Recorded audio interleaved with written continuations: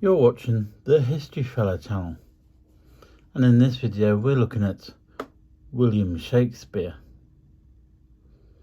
William Shakespeare was born on the 26th of April 1564 and died on the 23rd of April 1616. Shakespeare was an English playwright, poet and actor. He is widely regarded as the greatest writer in the English language and the world's preeminent dramatist. He is often called England's national poet and the bard. His extant works include collaborations, consist of some 39 plays, 154 sonnets, 3 long narrative poems, and a few other verses, some which are of uncertain authorship. His plays have been translated into every major living language and are performed more often than those of any other playwright. Shakespeare remains arguably the most influential writer in the English language, and his works continue to be studied and reinterpreted. Shakespeare was born and raised in Stratford-upon-Avon in Warwickshire. At the age of 18 he married Anne Hathaway, with whom he had 3 children, Susanna and twins Hamnet and Judith.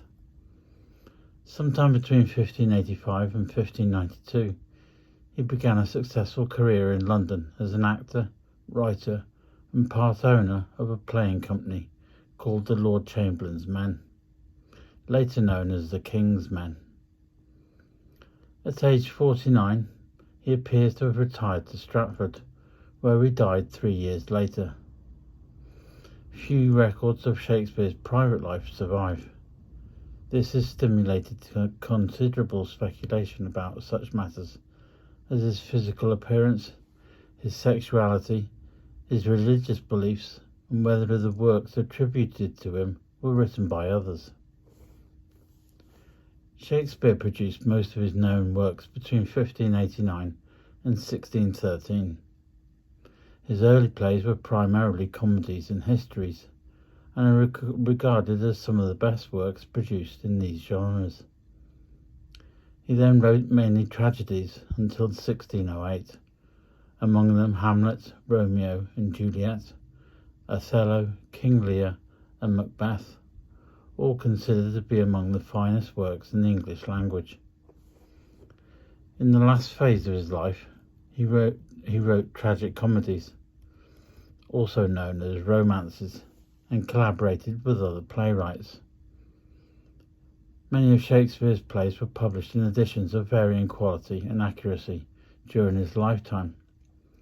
However, in 1623, John Hemmings and Henry Condell, 2 fellow actors and friends of Shakespeare's, published a more definitive text known as the First Folio, a posthumous collected edition of Shakespeare's dramatic works that includes 36 of his plays. Its preface was a present poem by Ben Jonson, a former rival of Shakespeare, that hails Shakespeare with the now famous epitaph, "Not of an age, but for all time."